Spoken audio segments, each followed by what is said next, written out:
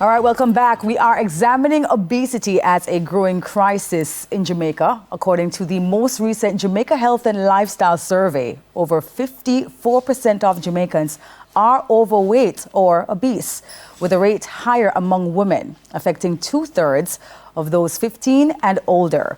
Well, here to discuss, we are joined by Dr. Christine Fray. She is a dietitian and nutritionist at Utech, Jamaica, and the Jamaica Association of Professionals in Nutrition and Dietetics. Good morning to you. Good morning. How are you? I'm good. The numbers, ma'am. Oh my gosh, doc, this is alarming. And not only that, it's growing. So that is an issue. But haven't this been something that we have been having the conversation about every year, though? Yes, it is. In fact, I had this conversation last year on BBC radio concerning obesity and the growing, problem that we're going to be having by 2050. So it's really, really, really bad. Yeah, the question of, the linkage between the lifestyle choices versus the economic realities. Yes. Yes, give us an idea of that. So when we look at the fact that for us as Jamaicans, we tend to like foods that are fried, foods that are prepared with oil. When we look at surveys done among our people, even young people, the fact that we're not really eating fruits, not eating healthy foods, and then we're not really exercising as well. Mm-hmm. All of these come together to give us this situation where we have obesity. So it becomes a part of it. Now, the economic problem of this is that, just think of it, someone has this lifestyle, right? And then they become obese. And then that is a risk factor for chronic illnesses. And now they're in the hospitals. So we have to get the medications and all the different cares and things. So it is really an economic burden on the country itself. So it is an issue. But Doc, I mean, fried chicken and curry gravy has been a part of our lifestyle forever. It's awesome, isn't it? It's been a part of our lives forever, right? How do you reverse that kind of conditioning? It's cultural. Right. Yeah. Right, it is. So that is where public education comes in. Because just think about it. Our children have a palate that has been created from they're born and what they eat at home, and by 3 to 4 years they're now in school and thing. So the type of taste that they're craving is what they have learned at home. So if we try to fix in terms of the public education in not using oil all the time, use less sugar, less salt, things like those, that is what we need to and we need to also have a push in terms of physical activity. So I do see that there are initiatives like Jamaica Moves and things like those. So the truth is that Jamaica does have a kind of a responsiveness, but I'm not so sure if it is reaching the population the way we would like. Right, right. The alternatives, though, Doc, I mean, that's one of the considerations, that the alternatives, the healthier options, are not as affordable as those that are available for us, the stuff that are making us obese. I know, right? but the cost factor is a thing. That is true, and food insecurity is an issue as well. It is of concern. But I remember talking to a patient and said, look, think about fresh bananas as opposed to the chips. Try to think of a healthier version of the things that you like. So I've tried that way. So the money you'd have spent one way, spend another, even though right now, in reality, we don't have any bananas right now. But it's just a matter of working within what it is that we can work. The thing is that us as nutrition professionals, we know how to work the diet to fit with what it is that the person can afford. Yeah. With the regulations that the government introduced recently, right, on the sugar beverages, how much do you think that will help? Our method of taxation is not quite like what I've seen in other countries. So I'm curious to see how it will work. But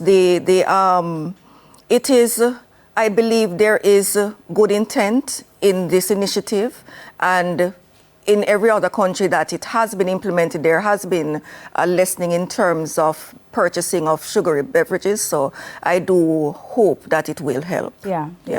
Help us to understand obesity a little bit better. Yes. Because for some people, they're thinking obesity is when you get to the point where you're just really out of control. You're just really big, right? No. But tell us at which point in time, to our normal body weight, what it's supposed to be, and at which level do we start to be called or to think of ourselves as being obese? Right. So it is a matter of, so by definition, you are 20% higher than the body weight that you're supposed to be carrying. So if you are supposed to weigh 100 pounds based on your height and you're weighing 120, then you're basically there. So it is not, so just think about it.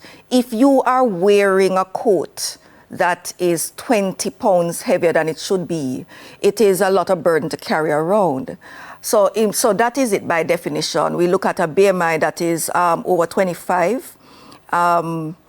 Over 25 as overweight, and once you start to reach a BMI, body mass index of 30, you're looking at obesity. So we do have a measure of it, and the body mass index is a measure of your body weight in relation to height, but it's not the only way we as nutrition professionals actually measure obesity. We also measure body fat. We also, because an athlete can have a high BMI because they carry a lot of muscle, and muscle is heavy. So BMI is just one part of the story. So we measure body fat, and we'll measure the waistline, because a lot of us here is where we carry it, close to the heart, a lot of fat. So that is an unhealthy thing, but these are things that run in the family, so we need to control where we are. Let's talk about now the effects of obesity, with our women in particular. Yes, so naturally women do carry more body fat than men. We usually, so that is genetics. We carry 5% more than men, right? So that is it.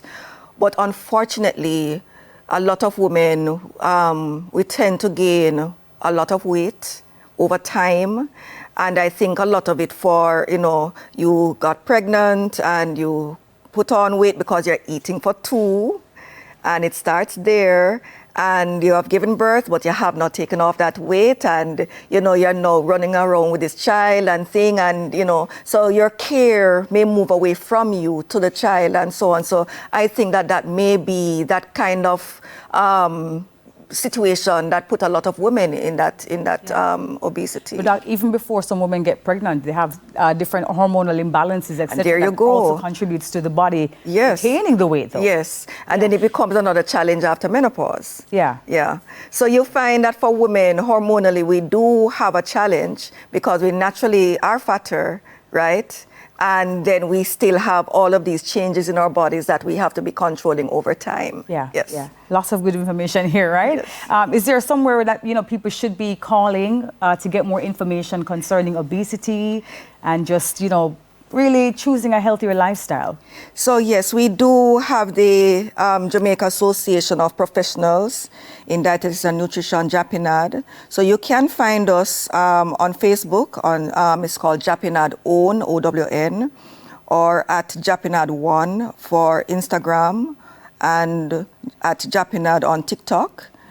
And our phone number is 658-212-5998. Thank you so much for being here. Yes. Very, very well explained. Thank you so much. Thank you, Dr. Christine Fray, Dietitian, Nutritionist at Utech, Jamaica, and Jamaica Association of Professionals in Nutrition and Dietetics. All right, still to come, our youngsters who have achieved excellence in robotics. But first, the second edition of News in 5.